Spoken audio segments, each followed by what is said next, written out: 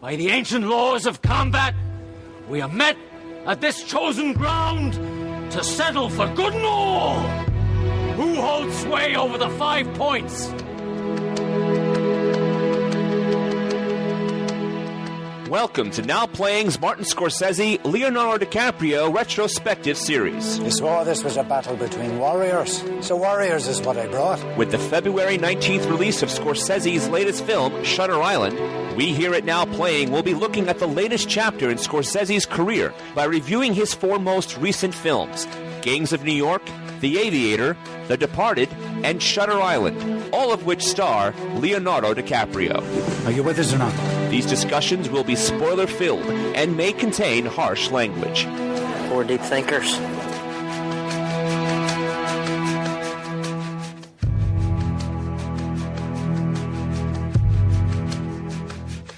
And today we are talking about Gangs of New York, starring Leonardo DiCaprio, Daniel Day-Lewis, Cameron Diaz, Liam Neeson, and Jim Broadbent. And directed by, as all of these in the series will be, Martin Scorsese. This is your host, Stuart. I'm in LA, and with me today... This is Jacob, also from LA. Oh, Turf War. And this is Arnie. San Dimas High! Oh, okay, cool. Yeah, not what we're doing today. So, folks, this is my show. This was my idea. I was looking to try and do something that wasn't sequel-based. Now Playing, as you know, we do a lot of franchises. We cover a lot of long, serial-chaptered movies, and frankly, it's hard to find franchises that don't peter out and die a horrible death after 2 or 3 installments. So I was kind of itching to do a series that covered a director's catalog, or at least a portion of it. And when Arnie and I were sitting down to look at the movies that were coming out in the next couple months, I got very excited because I saw Shutter Island. I'm like, oh my God, that's new Scorsese. We have to do Scorsese. And Arnie, you were kind of like, why? Hasn't Scorsese had enough ink spilled over him at this point? Is there anything we can add to this conversation? And most importantly, what fun is it? Ooh, well, I will find out. Scorsese, I'm just going to give you a little history about the man, just to catch people up to speed that may not be familiar with his work, but know the name. He was one of the big leading lights of 70s cinema, which would include George Lucas, Star Wars people, Steven Spielberg, Francis Ford Coppola. He was considered a part of their American cinematic master canon back in the day, and racked up quite a good amount of films that many people respect. I don't know you would call them fun, but some of them are pretty incredible. Mean Streets, Taxi Driver, Raging Bull, Last Temptation of Christ. I would say peaking with his best film, Goodfellas. Heck, he even made the pilot, so to speak, for the Alice TV series. If you remember Flo, Kiss My Grits, he made the movie that they based that sitcom on. But I would say after Goodfellas, he had his biggest commercial success with Cape Fear and then proceeded to just nosedive. He tried new things. He did Age of Innocence, a period film that I wouldn't ask anyone to sit through. He made a movie about Tibetan pacifism called Kundun. You want to talk fun, Arnie? We could do Kundun. He went back to the crime New York thing that he got famous for, and it was stale. Casino, Bringing Out the Dead. And the biggest hit to him is he had a falling out with the actor that he put on the map, Robert De Niro. Their partnership where they made a bunch of movies together, and really where Scorsese made his fame by finding and giving De Niro his best parts, that was over too. So it looked by the end of the 90s, by the time we're going to start this retrospective series, like Scorsese was where Lucas was, and Lucas was gaining back what he had. Well, as always with Now Playing, we always try to bring 3 different perspectives. And if it's not painfully obvious by this point, Stuart, you're the Scorsese fan. Yes. And you've seen all of the movies we're going to be discussing before, with the exception of Shutter Island, which is brand new. I think I've seen every Scorsese movie. Jacob, what about you? What is your history with Scorsese? I've seen some of his movies, Taxi Driver, gotta love it. Growing up in the punk scene, it's about a guy with a mohawk going crazy. I gotta love it for that. Also as a comic book fan, I mean, it's a guy becoming a vigilante and shooting pimps. So I'm a big Punisher fan. So Taxi Driver, loved it.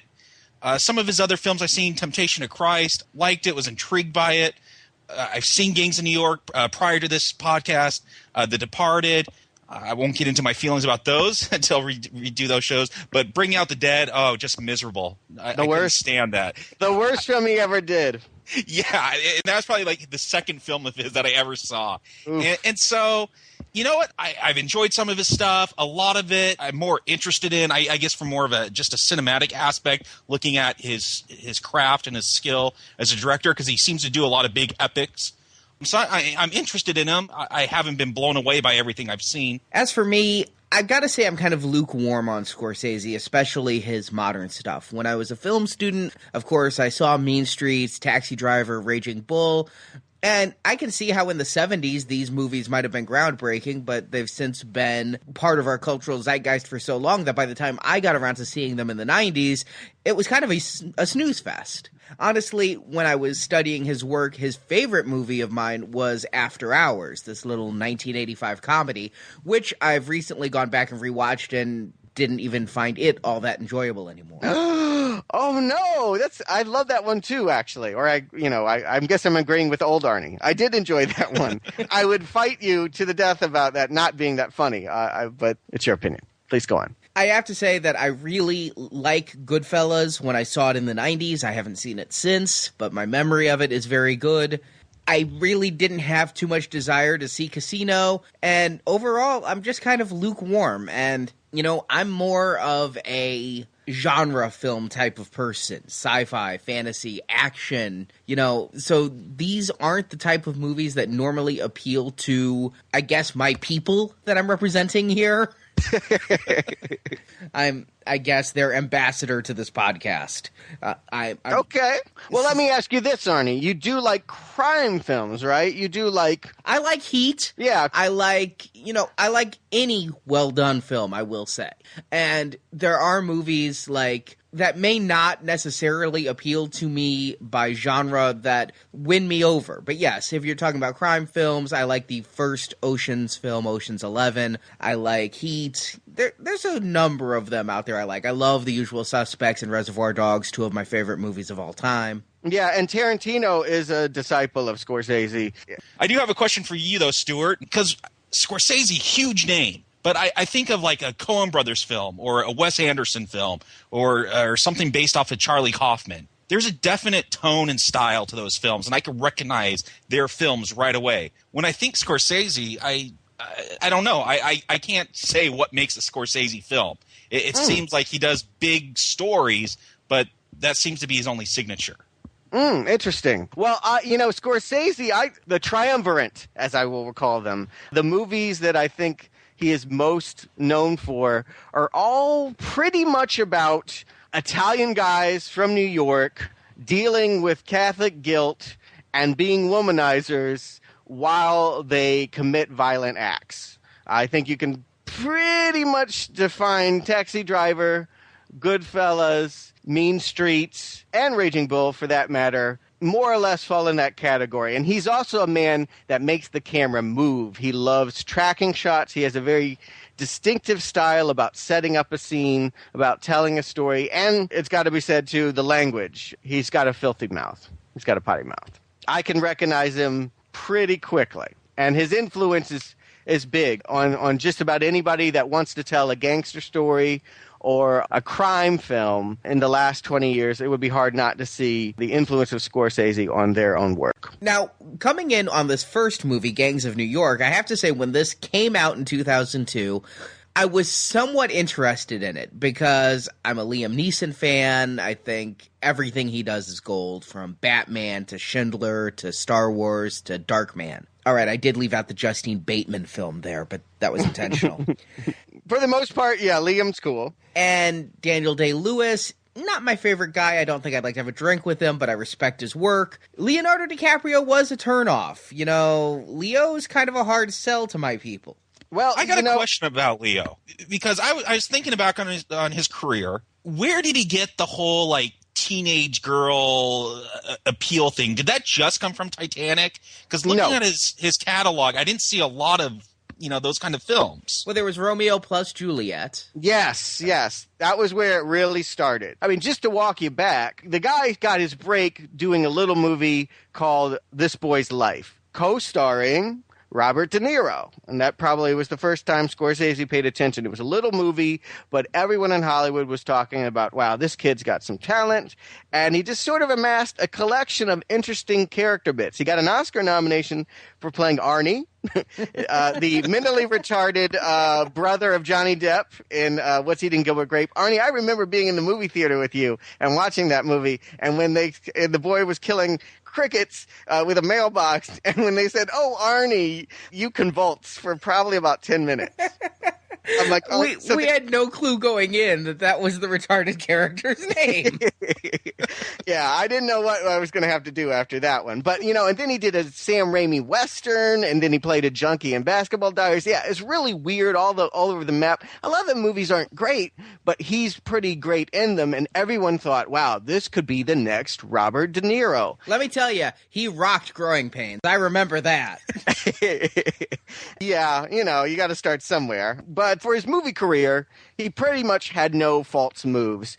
And then there was the double-edged sword of what is known as Romeo and Juliet and Titanic. And it did change entirely how people perceived him. And he himself, how he perceived himself and proceeded in his career. I mean, I think what we're going to see in this series is that he ended up redefining himself as an actor with Scorsese. Scorsese needed him, and he needed Scorsese, because up until that point, he was Leo, the guy that all the girls would dream about sailing away on the Titanic with. And I think that really did a number on his whole career. He didn't work for several years. He took a bit part in a Woody Allen movie where he essentially mocked himself. He beat up a girl and tore up a hotel room. And, they released a movie that was on the shelf that probably never would have been released called Man in the Iron Mask that should have been... Oh, that's awful. Yeah, it should have been dumped straight to video, and they were like, well, it's got Leo, and it's like, this is not helping with those curly hair and all that. I'm like, this is just killing the man. Let me tell you, I remember seeing The Phantom Menace in theaters opening night, May 1999, and attached to the film was a trailer for a movie called The Beach. And the theater just burst out in boos. You couldn't believe the heckling. And this is in a small Midwestern town. We don't really applaud or boo or laugh or anything. We're a silent, stoic movie audience. But there were people throwing things at the screen when that trailer came on in 99. Well, there were people throwing things at the screen when the movie came on in 2000 because try as they might, and I've seen the movie and I don't think it's that bad. It's a mess. It's an artistic mess, and it totally personifies the feeling that DiCaprio did not know where to go next with his career. It was kind of an action movie, kind of a drama. It was all over the place. It was kind of a love story.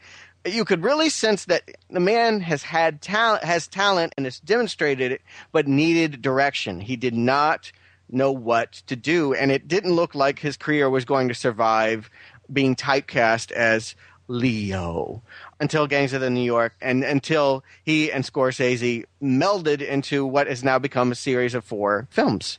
Now, let me tell you, because of Titanic and Man in the Iron Mask, I would have staunchly refused to do the series with you. I would have just said no, and somebody else could be in this chair. But for a film called Catch Me If You Can, which I saw in spite of Leo and was, I think, a great film, and he was great in it, and I forgot it was him. I forgot who the actor was and got lost in the character. Exactly. And so that has made me give him a second chance here, is that he did so well in that movie, and I can't think that I've seen him in anything else since, but he was so good in that, and that was such a good movie. I'm like, all right, let me give it a try here and see if he's as bad as he was in Man in the Iron Mask, or because before Titanic and things, back with What's Eating Gilbert Grape and whatever, I thought he was fine. And I was excited for Romeo plus Juliet before I saw it. Thought he was a great choice for it before I saw it. Then I saw it, and that plus Titanic and everything else. And I was pretty anti-DiCaprio after that. But yeah, Yeah, no, and it was easy to be because it just seemed like everything was too easy for him. And those movies are very sentimental and don't demonstrate his best acting gifts. I mean, I actually like Titanic. I think it's a strong melodrama. I get choked up when I see it, but I understand it is a Harlequin romance at sea and that you just kind of have to go with it. And it's not a great performance. I mean, he's great in it in that you want the couple to get together, but he is not demonstrating why he is considered to be the best actor of his generation. He looks like he's slumming in a romance movie. And I think with Scorsese, he gets it back. I mean, certainly in this film, he is going against his type completely. The other thing I want to say is one of the reasons I didn't see it, honestly, a stopping point for me to see it was Cameron Diaz. Because I saw the trailers and I'm like, this looks pretty good. Yeah, it's a period piece, and period pieces are kind of a hard sell to me, but it looks pretty good, and Scorsese's a good name. And then I see Cameron Diaz, and I just think of all of those miscast actresses in period pieces, Uma Thurman, or, some of those actresses who are great in modern-day films, and once you put them in something like this, they become laughably bad. And so I did not see it. I've not seen it until I watched it for this retrospective. Okay, so Leo and Cameron Diaz were the reasons you didn't want to see the movie. And let me be clear. I love Cameron Diaz. Charlie's Angels, I'm all over it. Something About Mary, I'm a Cameron Diaz fan, but seeing her in a period piece just seemed like a bad choice. Okay, well, we're definitely going to talk about both of their performances and what they add or detract from this movie. I could start with a quick plot summary. Why don't you, since I am guessing a lot of people like myself have not seen this movie. Okay. Gangs of New York was Scorsese's pet project. He was, like I said, kind of washed up at the end of the decade, didn't know where he was going to go, and the Weinsteins pulling him aside and said, Marty, I hear you want to attach yourself to this project and that project, but what do you want to do?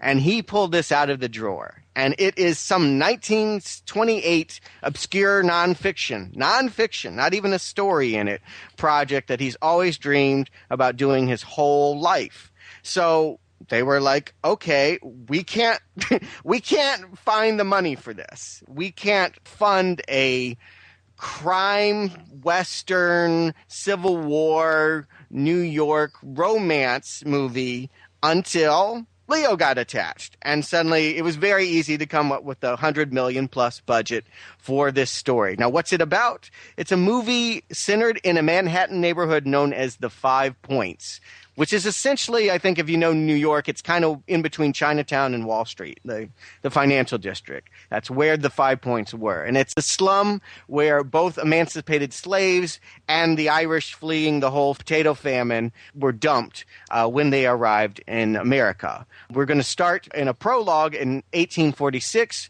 where we're seeing a turf war between the Roman Catholic immigrants, and that's represented by Priest Vallon, Liam Neeson.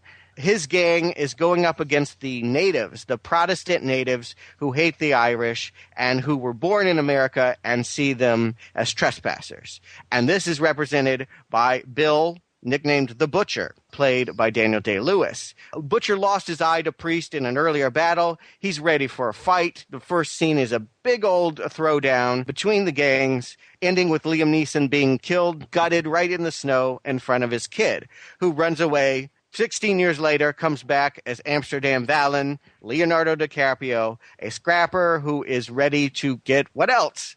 Avenge for his father's death and kill Bill. So a classic B-movie storyline there. And from that point on, he encounters many characters who were there the day that his father was murdered, including a childhood friend who helped hide his knife, played by Henry Thomas. Remember E.T.? And he begins to become refamiliarized with how the politics work in the 5 Points. Everything runs through Bill and Boss Tweed being a real historical character. And the dead rabbits have been scattered. They're now in corrupt police forces. They're now in the private sector as barbers. They're not allowed to talk about their past history. The Irish essentially sequestered and being shipped off to go fight in the Civil War. And they're pissed. They don't understand why they have to get off the boat and then go directly to fight somebody else's war to free the slaves. Amsterdam's plot, it's a little hazy to follow, but it basically has to do with charming Bill, getting his approval, his trust, stealing for him, becoming his right-hand man, and then taking him out in a ceremony where they commemorate the killing of his father. During that time, he also strikes up a relationship with a pickpocket with a heart of gold, Cameron Diaz, who is also in some kind of romantic affiliation with Bill. So they've introduced a love triangle, as it were. Amsterdam is betrayed by Henry Thomas because of his relationship with Cameron Diaz and is outed to Bill as being the traitorous son who has come to kill him, and Bill thus thwarts his assassination attempt and kind of disfigures him, kind of. We'll talk about that. But leaves him to be disfigured and reviled in the 5 points, a lone man. But what he was not anticipating was that the Irish are so angry about the way that they're being treated that they're willing to sign up with Amsterdam, reform as a gang, and take on his enormous political machine in a big showdown that happens to coincide with some draft riots. The Bill the Butcher character is killed in a spectacular battle involving cannon fire and circus elephants, and Leo and Cameron Diaz eulogize the dead before slinking off to San Francisco. You know, this is a fictional story involving real people, similar to Titanic, I suppose, where a boat really did go down. The draft riots did occur. There were fights in the street. There was a Bill the Butcher, and there was a priest Valen and a gang called the Dead Rabbits. Bill the Butcher is kind of fictional. There actually was a Bill the Butcher in that time in New York. His last name wasn't Cutting, but there was a Bill the Butcher. Mm-hmm. I knew the gangs were real. I had no idea that the characters were. I assumed they were all fake. And I just want to put it out there right now. I'm not coming at this as a historical scholar. I grew up on the mean streets of Springfield, Illinois, and my history about New York is sketchy. I know what I know from walking around Times Square. It's not my strong suit. But I'm fascinated by the detail work here. So interesting. Yeah, there is some of it there. The Bill the Butcher character is based on William Poole, who was a member of the Bowery Boys, and he was a boxer and leader of a political movement. You could read about it on Wikipedia, but it's, you know, a representation of history without being accurate. Right. Yes, it's historical fiction is the genre it's usually categorized in. And I think it's the part that Scorsese really cared about. Like I said, the book that this is based on is nonfiction, and he had been reading and rereading it, and you can tell that he really enjoys the dark sense of humor that comes out of the details of the chaos of that time. I mean, the New York that it's portrayed here is total madness. I mean, we have not a unified police force, but essentially gangs of different police forces and firemen who beat up each other when they go to the fire rather than put it out and loot. I did love that scene with the firemen, you know, the building's burning to the ground and the firemen are engaged in a fist fight over who gets to put it out. Yeah, I mean, the corruption is just on every level, and almost everything that's being conveyed and said is about how unhonorable most of these people are. And it's quite a vision of dark humor that Scorsese is loving to put up on screen. Another one that I loved was that they're holding boxing matches and people are betting, and Bill the Butcher makes a lot of money off of the stuff, but they pay off the wrong police force. The municipal police force didn't get paid off. They shut him down. They have to go put it on the docks. And the scene ends with the man just brutalized after 75 rounds. Like, I can't even imagine. This is the mean streets of New York. This is the New York where the New York we know, the Times Square, Disney-fied, friendly New York City, Big Apple, comes out of. And I think this is Scorsese's way of trying to get in touch with all of the crime, all the violence that he grew up, all of those hoods that he's characterized in previous stories. He's finding the root of where that all came out of. All right, well, let's kind of go through this movie chronologically and start with that big battle at the beginning.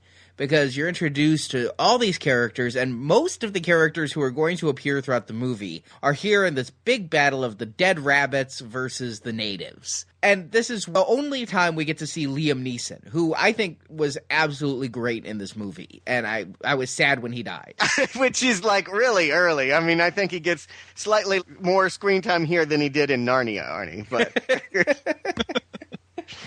But, I didn't know Liam was in this movie when I put it in the DVD player. And I'm like, oh, Liam Neeson. Oh, he's dead. yeah.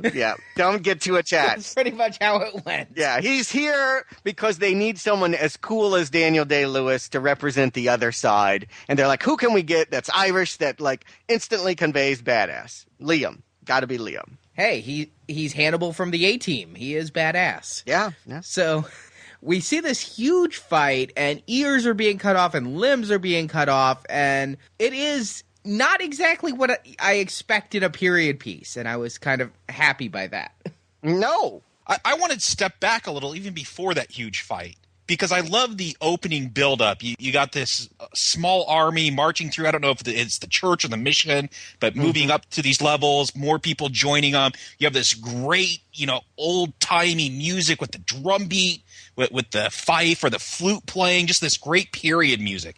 Building and building and building. You get the guy, the mercenary, I'll fight for you for, $10 a kill. All right, I'll pay you. Kick the door open, and it's so anticlimactic for me after this huge buildup because there's nothing there. And then they just kind of walk out on the snow and wait. And I'm like, what? Yeah, I thought there was going to be an army waiting outside for them, and it was just going to, it was going to be Braveheart. They're going to storm out of that building and just go to war. Well, it kind of was Braveheart because, one thing I never understood about period wars is how y'all just line up and wait to slaughter each other. You did it at Braveheart. I think they did it in Gettysburg, and they did it here. You get everybody up on the line and wait. There's no such thing as a tactical advantage in these old-time battles. True. And there's no such thing as hip-hop, but man, once they do finally go, they drop some beats, man. It's like, ba-dum-dum-sh, ba-dum-bum-sh. I'm like, did oh, that damn. take out of it? Totally took me out of it and put me into it at the same time. It totally ruined the scene for me. That music never comes back. All the other music in this film is either, again, that old-timey music or just more orchestral, typical scores for a movie. You never get this hip-hop, and I'm like, why do I have this trip-hop electronic music during this epic battle? It seemed so inappropriate. I would have been okay with it if that would have been a theme. I've seen some period piece movies where they've incorporated modern music, and it worked. But this was the only time that music came up, and it just seemed like such a weird selection. Why not keep that theme throughout the film if you're going to try to meld together this old history of New York with the modern New York? But that just never seemed to be a theme that came out. I don't know why it's here. And I could, this movie, it should be said, ended up being a battle in the editing room, that the Weinsteins definitely wanted one movie and Scorsese wanted another. I'm wondering if this wasn't an opening compromise. The Weinsteins were saying, we're trying to make Gladiator here. We're trying to have a really modern sensibility to these old-time fights, and Scorsese gave them the bone by making the opening scene what it is. I don't know, but I liked it. I thought it worked. There was an entire score to this film made, and then it was jettisoned at the last minute for another score. So it's very possible that that's the case. I have to say it's in my notes that I loved that opening fight music because, again, it wasn't a period piece. I really liked it, and I started looking for the score after that. But I was pulled out of it because we're talking about the main battle has now commenced, right, between Liam and Daniel Day-Lewis's people. Absolutely, yeah. There's this woman who seems to have gotten in the wrong movie. Oh, I love her! I think she was from the Army of Darkness set, and she kind of came over because she's like flying through the air doing wire fu and has Freddy Krueger claws and like sharpened teeth, and she reminds me of the Pit Witch from Army of Darkness, and I'm like, did someone let Sam Raimi here? Total good call, Arnie. That's exactly what she reminds you of, and I love that. I loved the mind fuck of coming in and thinking, I know what a period film is going to be. Here's the players. They're going to what? They're going to go at each other like Braveheart. It's going to be a couple axes, a knife, whatever. And then, this chick comes out with filed down teeth and you're right. What was on her hands? I don't know, but she gouged somebody good with that. Hellcat Mary is the character's name, and I'm willing to bet they didn't make that up. I'm willing to bet that she's a real historical character, because why would you put that in there if that wasn't true? I mean, crazy stuff. I can't imagine that was true. But you want to bet? Let's wager. Well, wager. We'll look it up. And at the end of the show, we'll find out. But I thought when they were lining up for the fight, I'm like, is that a woman? Is that Helena Bonham Carter? What is up with her? And then the fight begins, and I'm just like, what movie am I watching? Because this is not what I expect. And I have to say, she never comes back, really. Out of all the people you see there, she's like, every so often she pops back up, and you're like, oh, is some crazy shit going to happen? No. Okay. And honestly, I think the film never quite hits the highs of this opening battle again. I think that this was so spectacular and gory, but it's not that I'm like a gore hound, but it was crazy. It was insane. It was. And the other thing that's going on I would like to point out is when you think of period films from this era, you think of corsets. You think of reserved clothing, the rich, little suits. Everyone is prim and proper. The shit that these gangs pull out with like these Dr. Seuss top hats and these, like plaid pants and a calico coat with this, like color schemes that you would like, if this were modern day, you would be beat up by the gang because you looked like that. And I have never seen anything like this opening battle.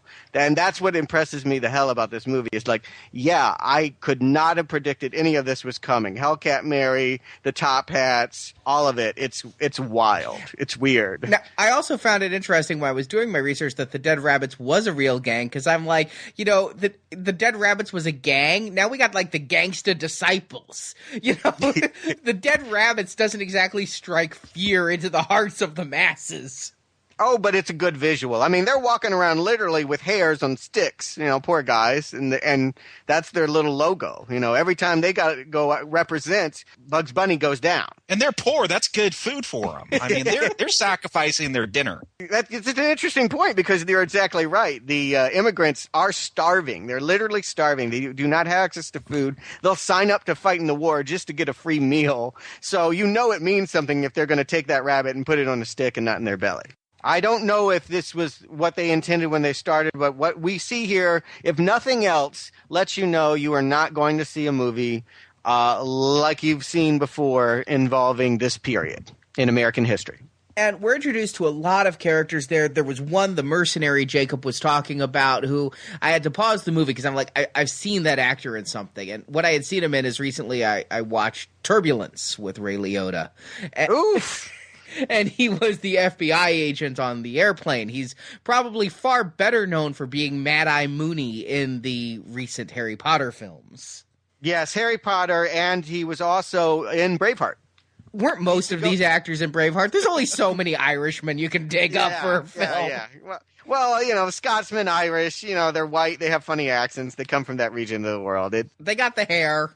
Yeah, they got the hair for sure. So, yes. And he's an interesting character. His storyline is interesting, I think, because, he's not exactly affiliated with the group, but he's willing to work with them for money. And he actually, when Liam Neeson goes down, his son, who will grow up to be Leonardo DiCaprio, witnesses the guy taking money out of his pockets. And so you think, oh, this is a bad guy. He's going to kill him too. And also, we're introduced to so many of the players, Daniel Day-Lewis, who we're going to get to, but we're introduced also to a character, Happy Jack, played by John C. Reilly. Now, this pulled me way out of the movie, because if you don't know John C. Reilly, then you obviously haven't seen Walk Hard, the Dewey Cox story, or many other Will Ferrell vehicles, such as Talladega Nights. Talladega Nights. Step Brothers. Exactly. This guy, to me, is a comic actor. And to see him in this, it's kind of like I recently watched, I don't know why I'm watching so many bad movies, but I recently watched Night Watch with Ewan McGregor, and John C. Reilly had a serious role there as a police investigator, and I could never take him seriously. I had the same problem here. I kept waiting for him to be wacky and for Will Ferrell to come out being chased by a dinosaur. Well, he has done some more dramatic things, too. More, tougher. Boogie Nights, which is obviously a movie influenced by Scorsese. He's the other porn player with Mark Wahlberg. And he was in Chicago as well. So Mr. Cellophane. Yeah, he obviously has done more than comedy. It's just that's where I knew him from. And when I saw him, it just was like, sure, he didn't fit. I've never imagined, if you told me before this movie that I'd see a scene with John C. Reilly and Liam Neeson, that I would believe you. Well, here it is. So then we fast forward 16 years, and Leonardo DiCaprio is back from, he's been held captive in like an orphanage for 16 years. It's a reformatory. I mean, it's not exactly captivity, but he claims it is. It's close enough. Yeah, it's like, growing up in a juvenile detention home, essentially. It's an island where orphan bad kids learn how to be street brawlers. And that's certainly how he comes looking when he rolls off the docks here. This is not the soft Leo from Titanic or Romeo and Juliet. This is definitely a Leo that's been working out, not bathing, and going to Bono for hair product. He's got some greasy hair in this movie. It's some greasy hair, man. I'm like, that is a mullet that needs washing badly. I'm like, if every girl that wrote in their high school yearbook that they were going to marry Leo isn't shredding it, then I don't know what the appeal is, because he is doing everything in his power in these opening scenes to look like a scrapper, like a thug that you would not give a second look to. Wait, did you instantly get over your Leo hesitation, Arnie? Yeah, he was okay in this. He was fine. I wouldn't say that he worked perfectly in this film. I didn't instantly get over anything. He has dug himself into a hole that for years and for this entire series, he's going to have to prove himself to me time and time again. Okay. But in this film, I thought he did fine. I thought he was pretty good. I don't know if he was the best choice because he could not keep that accent. There were times when it comes and times when it goes. Well, I thought he did pretty good with it. He did better than some with the accent. We're going to get there. But you're right. He is not the perfect choice for this part. If you were looking for someone in this part, you would go with a Russell Crowe. You would go with a tough guy. Leo is not it. But if they wanted to fund this movie, it was going to be a Leo movie. And so Scorsese worked with it. And I think that, if nothing else, I didn't look at Leonardo DiCaprio the same way after I saw this movie. I was not thinking about the beach or Romeo and Juliet or any of those romantic leading parts. Yeah, I agree with Stuart, because when I saw him in this, and that's why I asked the question earlier, what got him that reputation as a big heartthrob? Because I saw this, I'm like, man, there's nothing that makes me want to fall in love with him. No. No. So I guess I was impressed knowing what his reputation was and what I was actually seeing on the screen, what he was portraying. Mm-hmm. And then we see him reunite with Henry Thomas, who had, as a boy, try to help him escape. And Henry Thomas starts showing him the ropes of the current 5 Points and shows him all the gangs. And all I could think of was this movie called The Warriors. Because he's got all of these gangs, and it's like the underwear on the outside of their pants gang, and the funky hat gang, and come out and play. I mean, don't even start with The Warriors with me, because that is one of my favorite cult movies. I love that movie to pieces, and maybe that's why I'm so enthralled with seeing Gangs of New York again, was that I love gang movies in general. If there's gangs in it, I'm excited. But yes, those crazy gangs where they define themselves by their costuming, I love that. I love that. And you're right. There's this whole montage where you have everything from the transsexual gang to the old guys with overall gang. I mean, it's a weird brew. And I can only believe that all of it is accurate, because I don't think Scorsese, who was obsessed with telling the nonfiction side of this story, would have allowed that to be inaccurate. Here's the thing. It never comes up again. Never. I kept thinking that, he'd have to work his way through these gangs, or all these gangs would fight or band together. Really, this whole thing is about dead rabbits and natives. And the other gangs that we are introduced to at this beginning scene, it's a wonderful montage, but it never paid off. And I will agree with you on this. This will be my first complaint lodged against this movie, is that they obviously shoehorned a very pulpy B story about avenging my father's death into this movie, this nonfiction story that was a chronicle of gang life. If I were going to tell a story about the New York gangs, I would make it all about the New York gangs. I don't know that you need all of this other stuff. You certainly don't need the romance subplot that we're going to talk about in a minute here. And it is a shame that some of these colorful characters we see are just in the background. Yeah, because it seemed like a whole lot of introduction. And, I really thought, since the movie's called Gangs of New York, that it would be, I don't know, about the gangs of New York. There were two of them. And I guess that is gangs, plural. But yes. There were so many more there. And I just would have liked to have seen something more with them. I totally agree with you on that. It's a real shame. It does pique your interest. And Scorsese tells stories like this. I mean, I think if you go back to Goodfellas, and there's a lot of montages where he's walking through casinos and pointing out different mob heads or what have you, throwing out the real life details.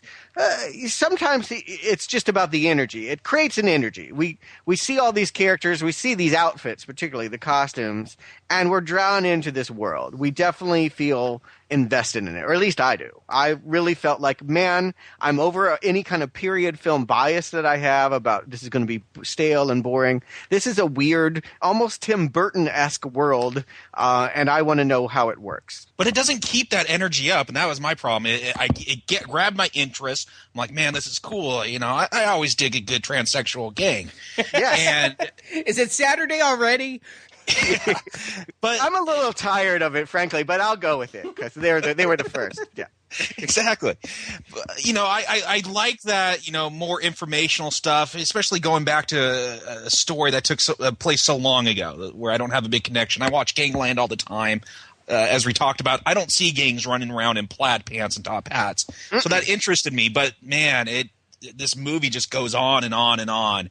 And so that high point, it just kind of drops from there because you never get another moment like that until towards the end where these gangs are coming together again to fight one last time. I do have to agree. This movie starts off at its best moment. It's kind of, reversed because it opened really well with the battle. And after that battle, my adrenaline was going. I was pumped. I was excited for this movie. And then I basically I would divide this film into thirds or perhaps quarters because you got the opening, and I'm still saying we're in the opening here, where it's all set up. And Leo's back to get Daniel Day-Lewis, but you're not sure how or anything. We're never really privy to his plan. Then we come into the second part of the movie, which is, Stuart, you just mentioned Goodfellas. It reminded me a lot of Goodfellas. It's Leonardo joins Daniel Day-Lewis's gang and works his way up the ranks and becomes basically the star of the gang and things. And, right.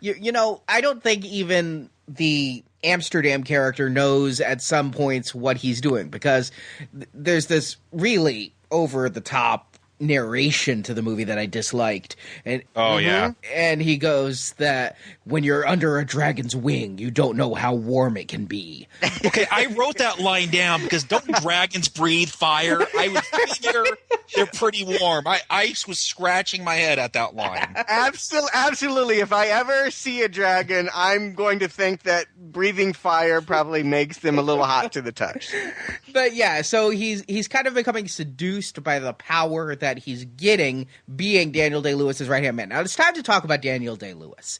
Oh, yes. Because we've talked about the fashion in this movie, and I'm sorry, but there are so many side characters dressed like we would expect characters to be dressed in a period piece. They're wearing the old-timey clothes and whatnot. But then you got Daniel Day-Lewis with his curled-up mustachio. Yeah, handlebar mustache. And his top hat.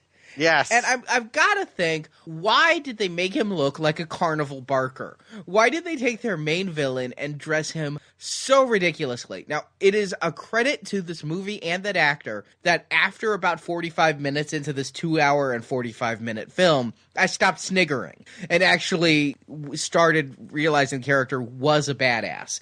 But initially, I thought that the fashion choices right there undermined him as a villain, because really, he looked like he was about to sell me tickets to see the dog-faced boy and the bearded lady. I had the opposite reaction because, man, if I'm going to go up against someone and they're going to dress like that, dude, they got to be badass. Like, I'm going to be scared if someone's walking around and they're willing to fight anyone and they dress as ridiculous and look as ridiculous as Bill the Butcher. I got to be a little bit scared. I actually, the first shot of him during that opening battle scene where he's just standing there, he looks, it's probably because of the hat and also the cut of his pants. I don't often look at the tailoring of clothes, but the cut of his pants gave him his legs look very long in this movie. And it's the way, Yeah, he kind of looked like on stilts. Yeah, I always thought he was very imposing, and to be able to pull off that look with the goofy handlebar mustache, and he's always kind of squinting his eyes. I don't know. And maybe it's because of Daniel Day-Lewis's acting ability. I totally bought into it. I love this character. And the thing is, I don't know if perhaps it was ultra realism because the top hats. I mean, you always think of the Monopoly Man, and the top hat is the sign of wealth. And maybe in the late 1800s, those who were really wealthy would show it off with a top hat, but I really just thought that would have been something maybe to give an affectation to the mayor character, whoever that was, instead of to your lead thug. I hear what you're saying, and again, I want to salute the costumings in this movie because they are so brave, and they are accurate. That's what's crazy. This is really how they dressed. They really did. And the 19th century version of bling was that the bigger the top hat, the cooler and more badass you are. I mean, it's a phallic symbol. It totally is. It totally is. And yes, Bill the Butcher is just sporting a look that will never be created again. It just cannot work in any other world. Does that even look badass? And as modern audiences are looking at him, you're right. He does look like a circus performer. It is foolish, but he totally wins you over because the performance is gargantuan. He chews, devours, and spits out the scenery and is having so much fun here. And every time he is on the screen, I am loving this movie because Daniel Day-Lewis owns in this part. I got to agree. And the accent is as ridiculous as the clothing, too, that he puts on for this. But again, I don't know if it's the script or the actor. It's probably a combination of all of it that it works. However, one thing, no matter how late into the movie we got, kept making me laugh. Every time he removed the hat, yes, was this sweaty, greasy, matted down hair. Yes. Because every time you think if he just take off that hat, maybe he'd look badass. No, he looks dirty. Yeah. It was some helmet hair for sure. If you ever had to wear like a baseball helmet or whatever and then take it off, it was the worst version of that. It was the worst helmet hair I've ever seen. It's great. The guy is such a character. He is so much fun. And then he like takes a knife and taps the eye that Priest gouged out. He's got a glass eye, and I'm just like, man, does this guy have anything but tics? He's just quirky as hell. And he's got like this American eagle on the eye, and it reminded me of the character from Last Action Hero who kept changing his eyeball to fit the mood. Oof. I mean, you are pulling out some disastrously bad movies, but all right.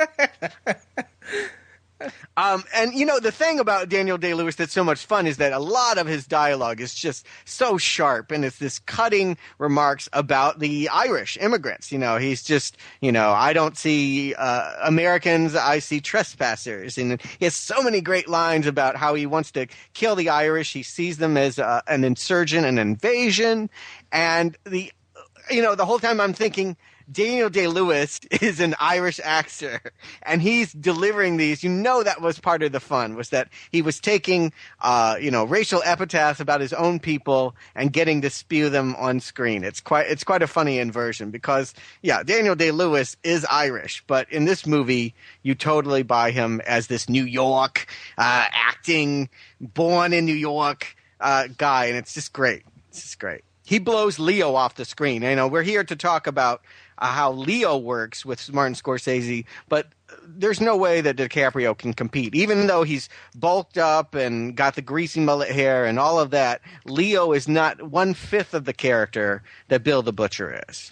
That's true. The scenes really were on fire when Daniel Day-Lewis was on the screen. And the rest of the movie, especially the third part of the movie, is this romance story. Oh, God. Okay, we can all agree here. I'm going to sense that we may not agree on this movie, but on this chapter, if we're to accept the way you're sectioning the meat here, Arnie, this is one that we all agree is fat that needed to be trimmed. This is like an hour that could have been just cut out of the film. It had already been trimmed down from a 3.5-hour movie to a 2-hour, 45-minute movie. I think we all could see a 2:20 running time, maybe. Well, I think that they should have put back some of the connective stuff I would want to see. Maybe stuff about the other gangs or whatever. There was so much more I cared about. If there was one storyline we didn't need at all anyway, no how, it was a romance. We did not need a romance. This is a vengeance story. You kill my father, I'm going to get you. And I'm going to do it by infiltrating all of these gangs. We don't care who he's banging. You know, that does not have to be anything other than a scene in a brothel. But of course, it's Leo post-Titanic. So there's no way we're not going to have a scene in which he's recreating the dance scene from Titanic and romancing a girl that looks suspiciously like Kate Winslet. Poor Cameron Diaz dolled up in some very fake orange hair and giving an accent that she must have studied very hard those Lucky Charms commercials to achieve.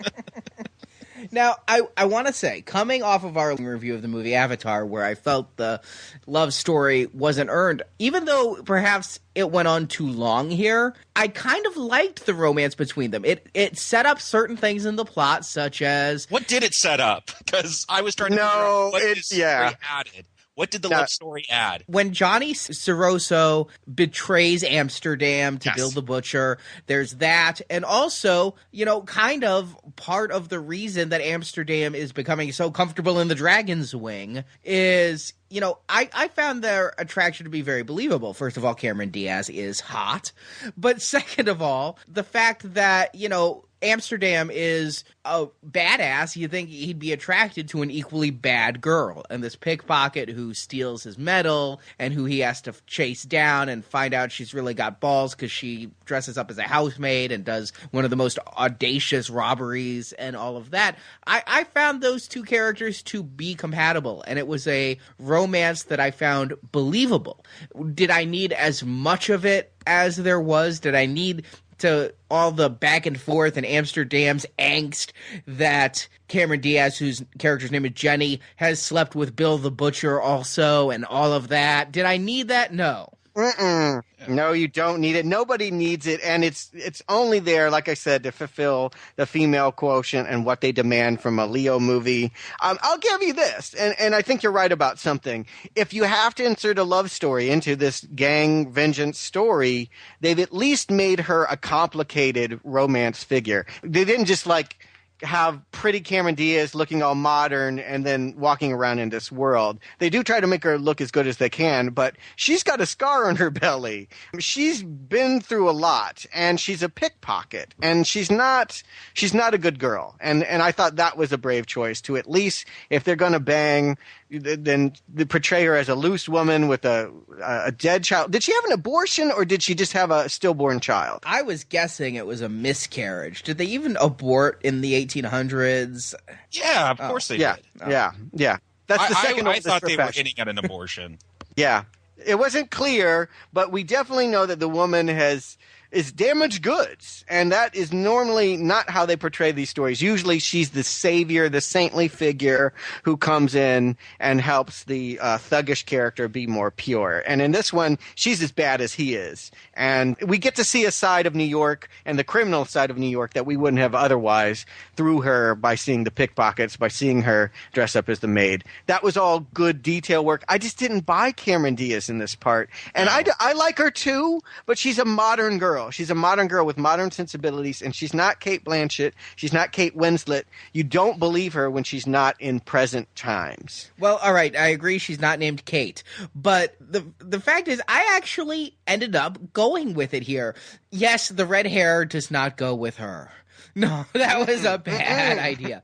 But the accent was at least on par with Leo's. No, it was not. I disagree. It was. They both couldn't really do their accents. And Cameron Diaz is someone who, again, I like, but I don't think of her as an actress. I think of her as a performer. Movie star. Yeah, and here I thought she did okay. I thought that she gave what was needed to that role. And at the end, which we'll talk about later, but she leaves Leo because Leo's probably going to die in the fight, and she wants to go leave her life of New York behind and start over in San Francisco. By that point, I'd forgotten again it was Cameron Diaz, and to me, she was just Jenny. I thought, perhaps she wasn't going to win any awards for this, but I thought it was a very passable performance and not nearly the car wreck that I expected from the trailer. Well, I wouldn't call it a car wreck, but I don't blame her. I call it miscasting. I call it, wow, she's just off this hit movie called There's Something About Mary. We want to increase the commercial value of this movie by putting as many popular people as we can in it, so let's put her in this part.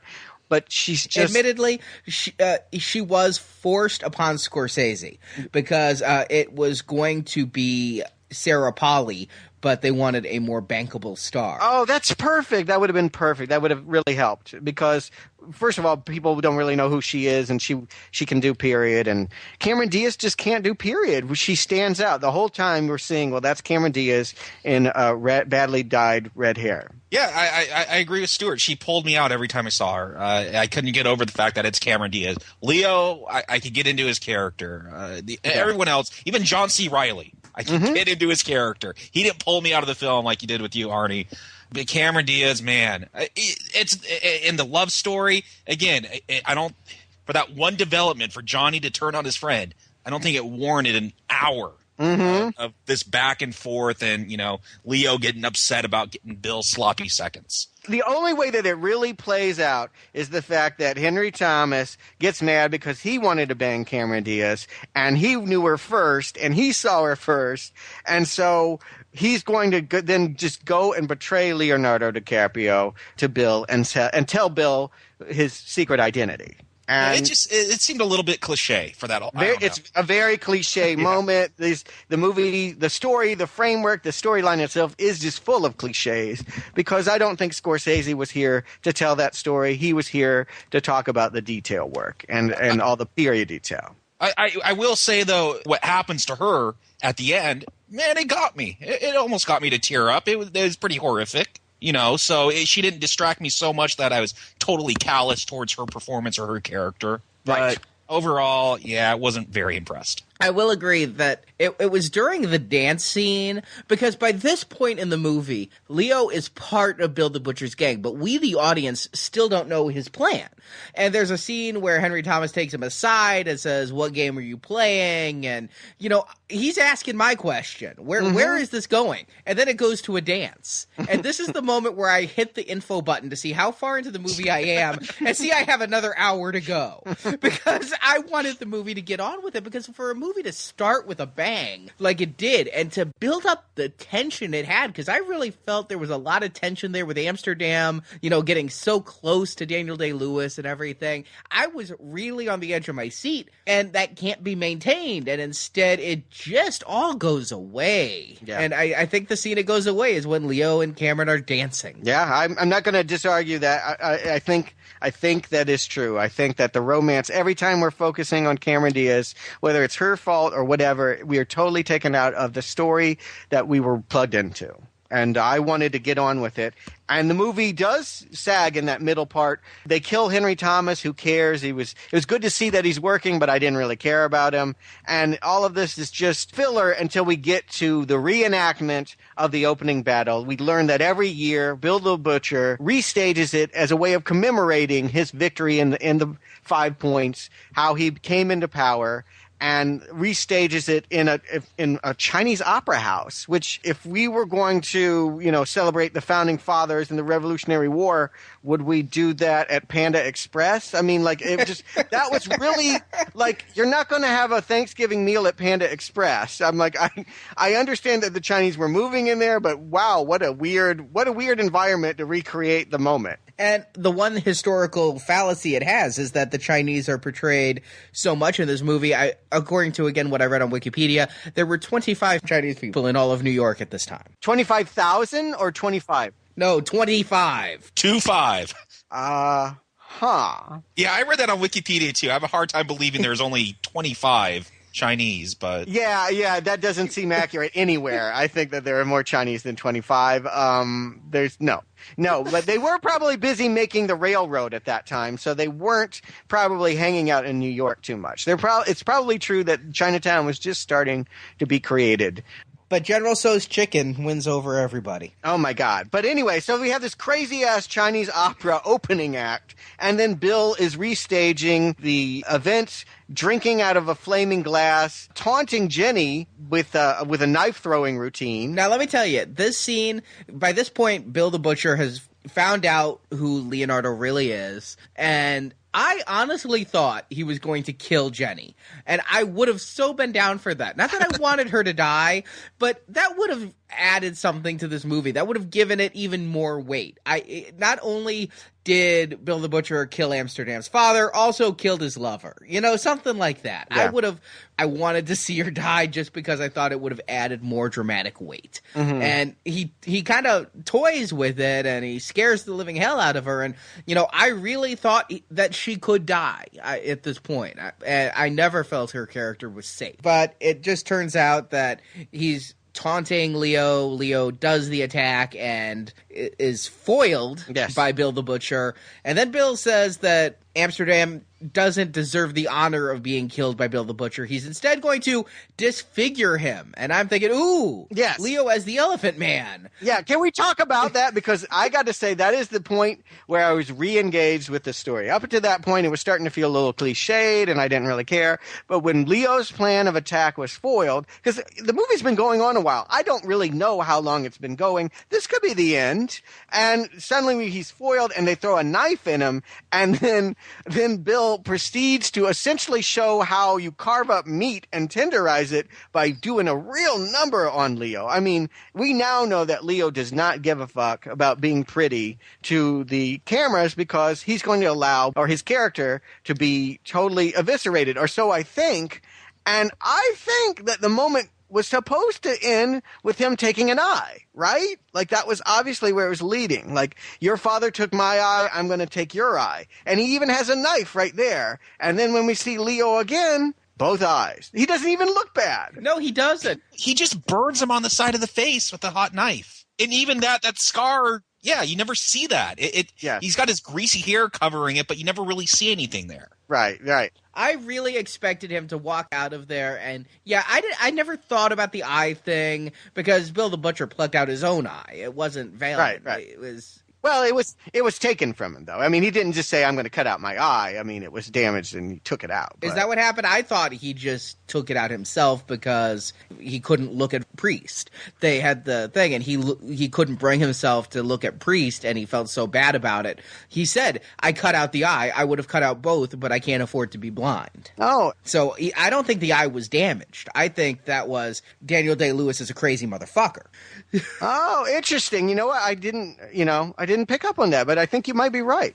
So I never thought Leo was going to lose an eye, but I was thinking back, this is Scorsese. I was thinking back to Raging Bull, and when, De Niro takes all those punches to the face and you see the nose breaking and everything. I was thinking Leo was going to come out of this looking pretty haggard, and the prosthetic makeup for the rest of the film was going to be pretty intense. No, he just kind of looks like Leo. And this was got to be a sellout to the Weinsteins. This is the Weinsteins pulling their cards and saying, we are not going to promote a movie in which Leo is disfigured for half the movie. I would have so been there, though, because it would have sold it a little more.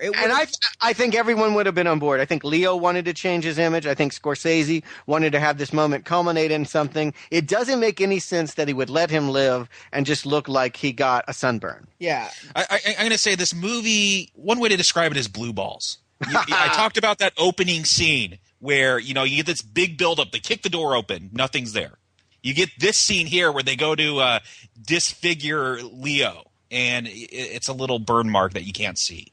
and then we get into this final battle, which we'll talk about in a little bit. Again, this huge buildup and nothing. And I don't know if that's the Weinsteins making a Scorsese pull back there, but it frustrates me because every time this movie starts to get engaging, it just drops off all of a sudden. I agree, because I thought that the scene there in the Chinese restaurant was going to be the beginning of the end, because after that, now Amsterdam's outed.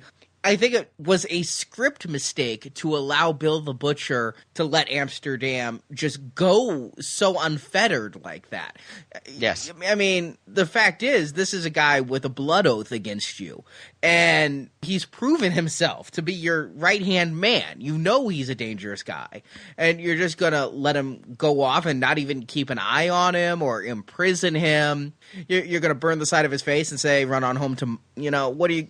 I didn't like that. But I expected this was the beginning of the end. And no, instead we're going to have a political election and go into a whole lot of politics shit. And it's like, man, you got me. Keep the pace going. The pacing of this movie was all off. And then we get this whole thing where that mercenary from the beginning of the film gets elected sheriff. Which I liked. I liked that whole storyline. Perhaps it is poorly paced and coming in at the wrong place, but I like the fact that they're trying to get an Irishman for sheriff, and by doing so, that's going to take away the power of Bill. I liked it because I liked that character of the sheriff. I liked the whole thing, it leads to Bill killing the sheriff, killing an elected official, which is, the beginning of his own downfall. But by the same token, it just robbed this film of its momentum.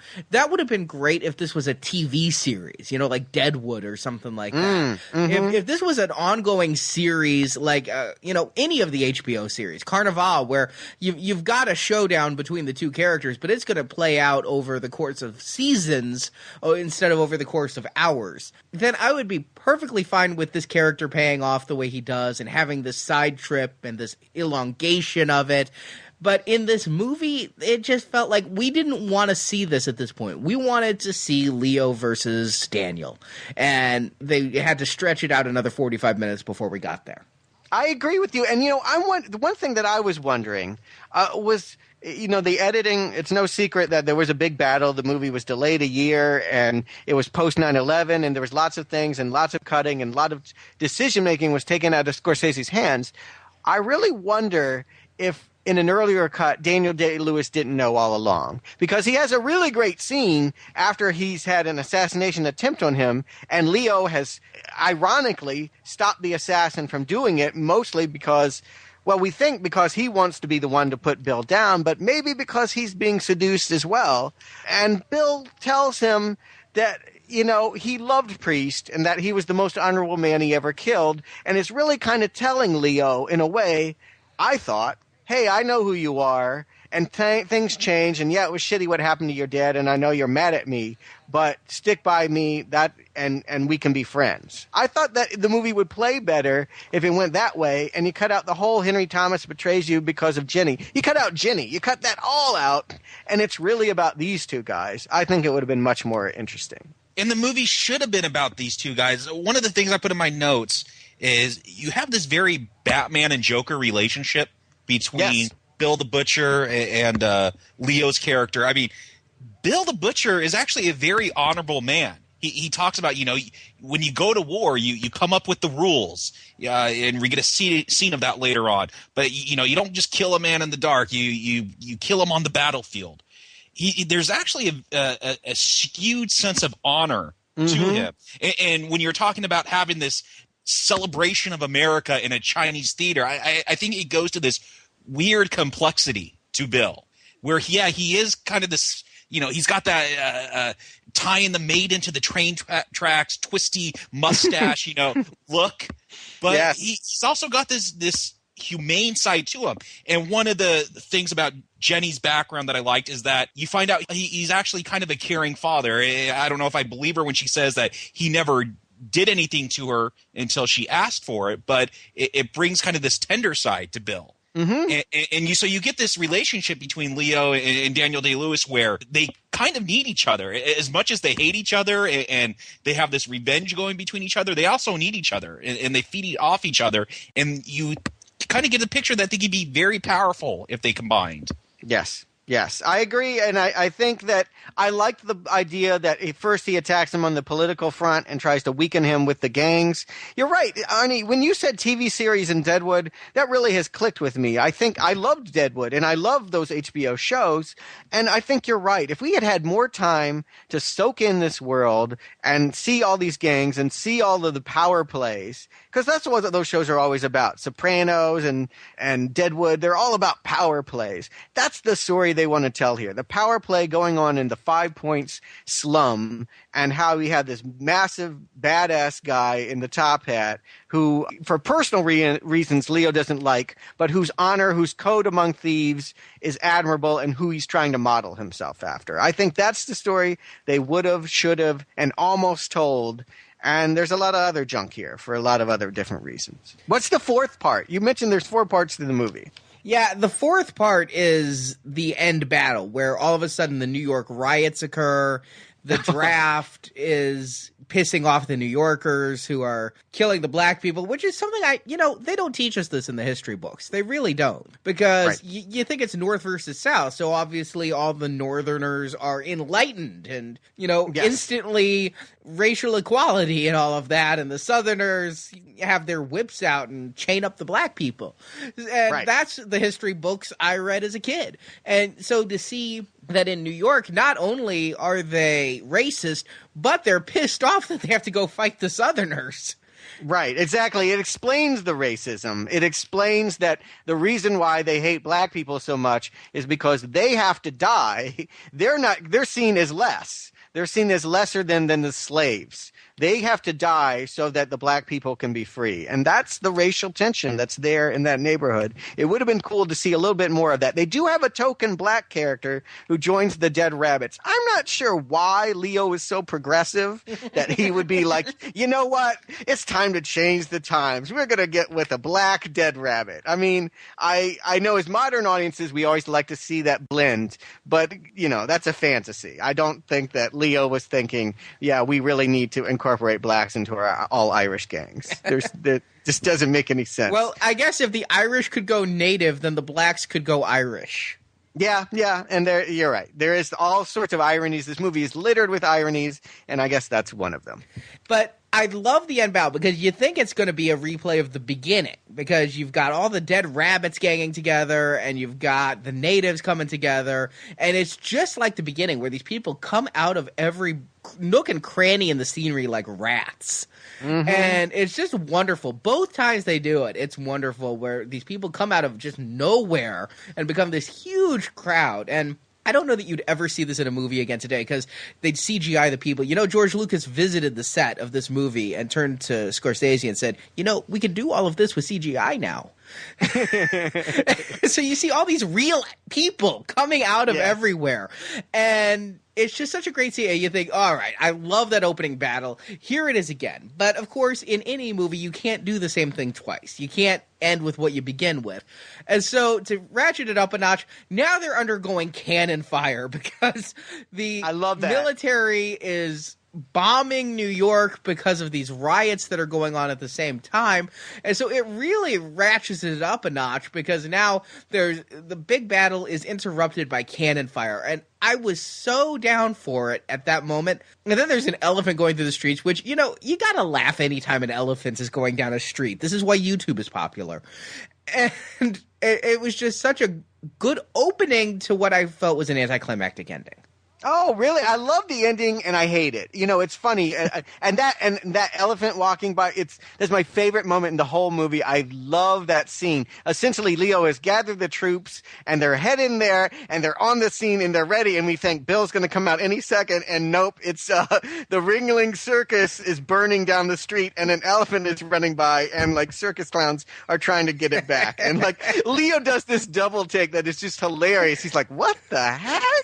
It's just great. It's my favorite moment in the whole movie. It's just priceless. But what doesn't make sense about this battle is that the draft riots really have nothing to do with the battle that they're trying to set up, which is between Bill and Leo. And I suppose in a certain way, native versus immigrant. I mean, I guess that's the tie, is that, the immigrants were tired of being the cannon fodder for the Civil War, and so they were not having any more, and they became a riot.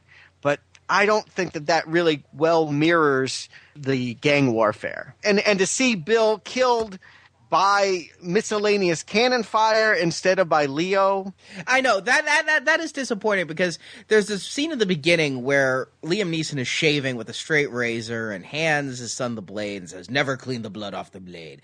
And then you see that the mercenary when he was supposedly robbing Liam, was actually taking that razor to give to Liam's son, and then there's the passing on of the blade, and DiCaprio is carrying the razor to battle. Am I the only one who thought that he was going to slit Daniel Day-Lewis's throat with the razor? He had to. Yeah, right? I mean, it's like that was a given. That was like, yeah, and then we'll get to the final, the throat slit. To see him killed that way, the only thing I liked about it was that it gives Daniel Day-Lewis another great line, and he sneers and says, "Well, at least I get to die an American." That his own father died in war. He was born in this country. He didn't want to be killed by immigrants. He has a long dialogue about how he thought the man that nearly assassinated him was beneath him and not like Priest, and that he wanted to die in a way that was patriotic, and that that it was really patriotic that he got to be killed by crossfire, essentially, between Union soldiers and Irish people that didn't want to go fight in the war anymore. I will say that was the real William Poole's last line before he died. Oh, was it really? Yeah. I didn't even know that was a real character, so that's great. Although the real William Poole was not known to have killed anyone, so Bill the Butcher is fictionalized. That's a letdown. But yeah, he wasn't a murderous bastard. He was just a bastard, I guess. This final scene for me, this is that third set of blue balls. It's a good thing I got 3 balls, because I was let down 3 times in this movie. You get this huge buildup. I've been waiting like 2.5 hours for this. And the gangs line up on each side, and this cannon fire comes. And it's not like I thought, okay, so the gangs are going to be fighting, and there's going to be cannons all around them.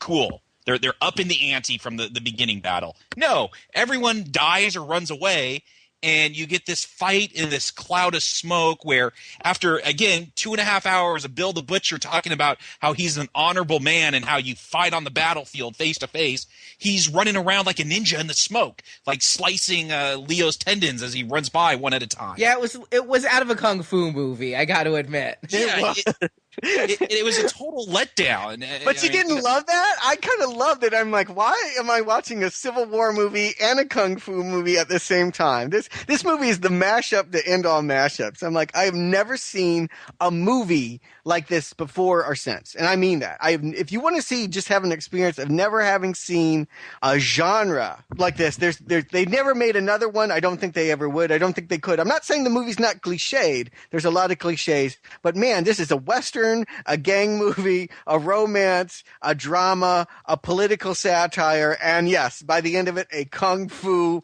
a ninja, smoke-laden battle. I mean, just awesome. Just awesome. I've watched this 3 or 4 times now. I'm enthralled by Lewis's performance in here, and that's why I whenever this is on TV, I watch it, and just still every time that final fight, it blows it for me. I understand what you're saying, Stuart. I love mashups.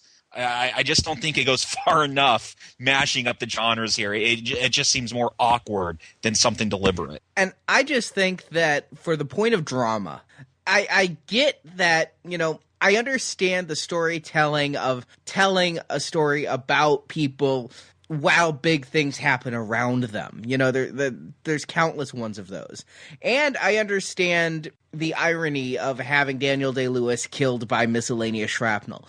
But it wasn't dramatically fulfilling to me. After much, after all that Daniel Day-Lewis had done to Leonardo DiCaprio, personally killing his father, supposedly disfiguring him in such a minor way, you want for drama that showdown, and we are kind of robbed of it. Yeah, sure, Leo does stab him after the fact, whoop-de-doo, but, the smoke fight didn't give me what I want. What I wanted is what Jacob said. I wanted them to have the fight at the beginning with cannons as an extra obstacle, in the middle of it all, there's buildings crumbling in addition to all of the fighting going on. You could have had Hellcat Betty or whatever her name was, like riding the elephant into war. I mean, awesome. Put it over the top. I mean, I agree. Something. Don't give me this smoke-laden kind of fight.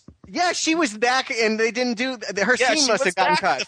She must have gotten her scene got cut. I'm telling you that there's a much longer cut, and some of this stuff exists. I would love to have seen Hellcat Mary come back on an elephant. That would have just made my year. But you're right. I was totally with the battle, even though I didn't understand why it was being paralleled with the draft riots. But it was awesome. It was exciting. And then when Daniel Day-Lewis goes down the way that he does, I'm like, well, I've been cheated. Yeah, it's like they killed him because he's the bad guy and he has to die. And they get a very sentimental ending where, okay, now candles are on all the dead bodies, and we flash forward to modern-day New York, and somehow we're expected to think that what Bill did helped create the Twin Towers. Huh? Is that what we're supposed to think? I didn't know what the hell we were supposed to think, but honestly, I didn't know much about the making of this movie. I knew this movie came out in 2002 and late 2002. I kind of thought the whole movie and about immigration and persecution of the immigrants, I thought the whole movie might have been about 9/11 and Al-Qaeda and whatnot. I didn't realize this movie was made before that, and I didn't realize it had been delayed because of 9/11. And you see the evolution of New York, which is a great scene, where you see the New York of that time and it goes to the Twin Towers. But am I the only one who expected one more fade to take the Twin Towers out? Well, we are so much further away from 9/11 than we were at that time. At that time, there was a lot of too soon, and do we even have this shot at all? And do we erase the memory? I mean, the Twin Towers were cut out of what was the movie? Spider-Man. Spider-Man had the trailer, and they digitally removed the buildings. There you go. I don't understand that. When you have a loved one died, you destroy all their pictures. I don't understand this mentality of the American public where you can't look at it. I understand your point, Jacob, and I agree. But by the same token, if I'm having a surprise party to somebody, I don't make a cardboard standee of their recently dead wife. Yeah, bad move there. Bad move. It was fresh, and that's what we should be remembering. This movie is coming out, and it was still raw. What was going on in New York? And it was so much about, immigrants coming to this country and vigilante justice and New York and all that. I mean, there's just so much that crosses over into how we felt about the 9/11 attacks. Patriotism. The movie is really kind of about Bill's whole code is based on patriotism. And that's a battle we're still fighting right now. So I think it was fresh, and they just, they hold back. And I just don't know you're right. I don't know what the takeaway is listening to that terrible U2 song and watching the Twin Towers. I'm just not sure that the movie I just watched has anything to do with bringing in the Twin Towers and our feelings about terrorism. Was Scorsese trying to tell a story about New York? This is, what Yes. New York's built on. Because I know, like Woody Allen, there's this whole genre of filmmakers that are all about New York and have this New York attitude. I'm from L.A., grew up in L.A. I don't get that New York attitude. My best friend moved to New York. He didn't get that New York attitude. He thought New York was just a cultural bankrupt void when he lived there. Wait, I don't get that. Someone from LA said that about New York? Yeah, Ooh, he said people drink Dunkin' Donuts coffee and think that's good coffee. I mean, maybe that's a very LA thing to say, to judge someone by the coffee they drink. Yes, it is. It is. I love this. Make a sequel to this movie and make those the gangs. The New York and the LA. I would enjoy that. Yeah. Wow, that's hilarious. So maybe I'm missing something because I don't come from that New York culture, but I'm trying to figure out what is this saying about New York? Because I know, just from secondhand things I read, a lot of native New Yorkers are upset with what Giuliani did because he sterilized it so much, cleaned it up. Disney-fied Times Square. In one of those awful voiceovers, Leo says, we'll be forgotten. And then why didn't you just spend 2.5 hours trying to remind me if you're going to be forgotten? Is something you did important to building up New York? I just don't get the connection between this movie and modern New York. And I want to echo your statement, Jacob, is when I walked away from this movie, I said, okay, I was entertained, but what is it trying to say? Because it feels like it's a message movie, but I'm lost as to what the message is. I will say this much. This is my theory on it, just being very familiar with Scorsese and what he was doing. It was the founding of his New York. It was the founding of the neighborhoods he grew up in, the way the politics ran, the way the people and the crime and the thugs and all of that he knew. That was his New York. The presence of the Irish, the tension between the Irish and the black, all of that. But when you put a shot of the Twin Towers a year after they fell, no one's thinking about what this means personally for Scorsese. They're thinking you're trying to say something about what happened in 9/11. And if you look at the movie like that, it does not work at all. Yeah, it was just kind of confusing. And I understand that they're saying, that became today.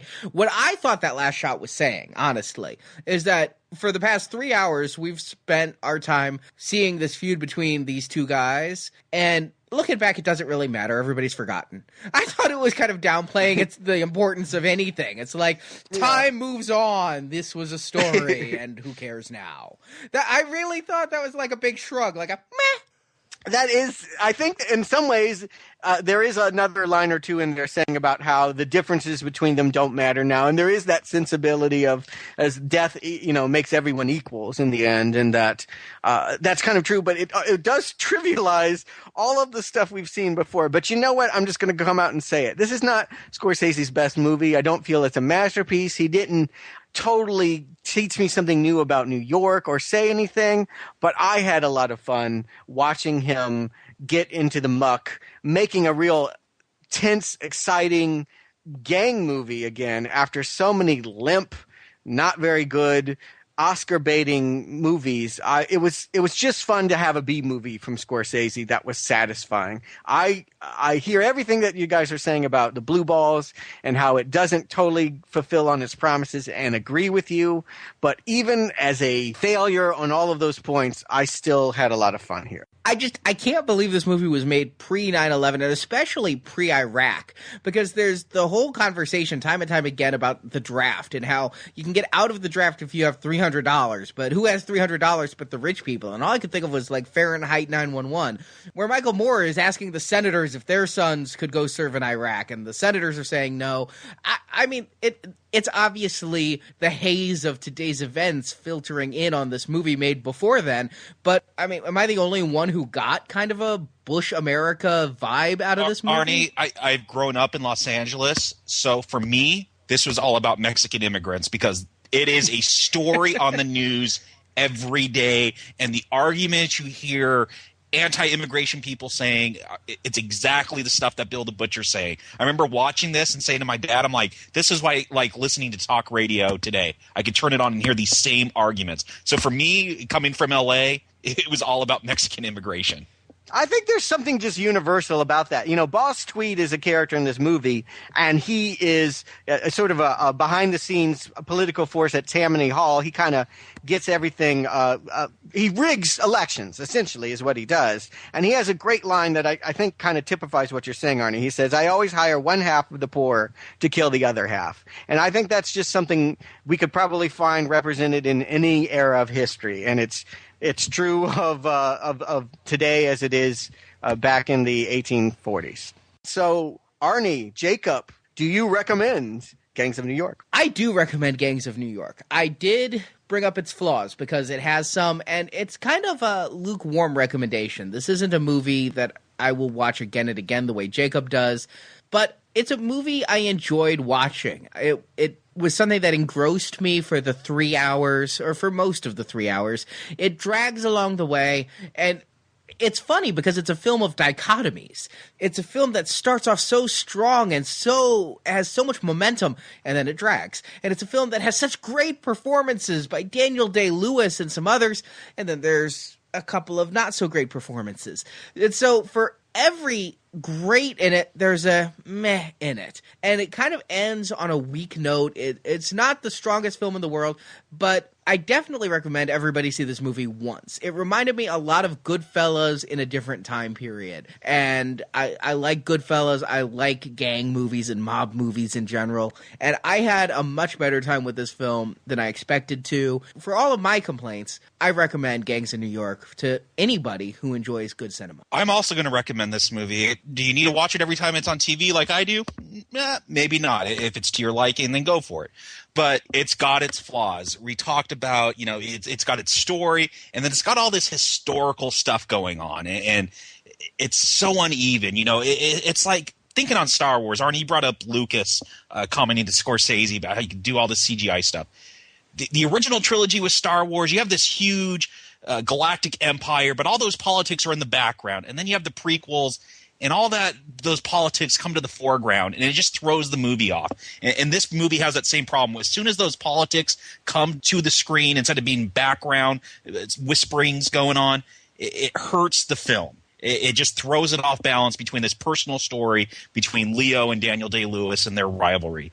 But just cinematically, I loved some of the huge sets in this film. It's something you just don't see these days with the onset of CGI. So there's a lot of cinematic elements that I think it's worth seeing this film for. The huge battles where everyone is 100% real human, the huge sets, the costumes, and of course Daniel Day-Lewis. That's why I come back to this film time and time again. He's just bigger than life in this film. It's hard for me not to love him in this film. It's just Bill the Butcher is such a great character. I think one of the great complex villains in cinematic history. And so you got to watch this movie at least once. I do recommend it. And I'm going to echo all of what you said. I'm relieved. I thought I would be the only one to recommend it because we do tend to dwell on flaws a lot here on Now Playing. And I'm not saying they're not there. I agree with most of whatever anyone has said about the movie. But it does not change the fact that it is enormously entertaining as a piece of dark comedy and as a piece of action grit, and you're right, just a performance that you will just take away. It's not likely that anyone that sees this movie will forget Bill the Butcher. They end it with, he will be forgotten. They won't forget Daniel Day-Lewis. He is awesome in this movie. I don't think he ever had a better part, and I don't think I've ever liked him more in any other movie. So thank you for joining me, Arnie, Jacob. We're going to continue this series, as it were. Scorsese has just completed his dream project, the movie he was building all his life to make, and he's going to repay the favor to Leo by giving and making him Leo's dream project that he wanted to make, The Aviator, the next movie in our series. We're going to be releasing that next week. And I would like to end this podcast by telling Stuart, you're right, you win the bet. Hellcat Maggie, not Mary, Maggie is a real person from the 1840s. She was a member of the Dead Rabbits, and she was a noted female fighter who reportedly had her teeth filed into points and wore long claw-like brass fingernails. Freddy Krueger totally ripped her off. Absolutely. Totally. So, kudos to you. She was a real person. I can't believe it, but she was a real person. Nice. I like it. I'm going to take your eye for that. I'm going to put in a smiley face one. All right. I would have figured it would have been Yoda, but yeah. Anyway. All right. Well, thanks, guys. We'll see you next time.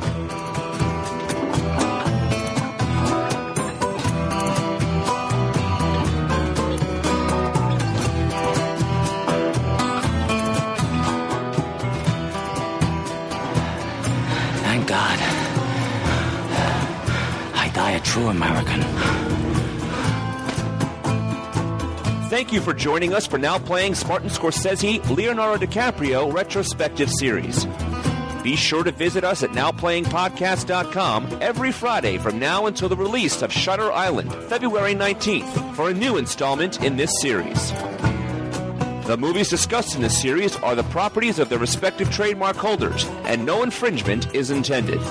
Now Playing is not affiliated with Miramax Films, Intermedia Films, Initial Entertainment Group, Warner Brothers, or any other creative entity involved in these films. Now Playing is a production of Venganza Media Incorporated, copyright and trademark 2010, all rights reserved.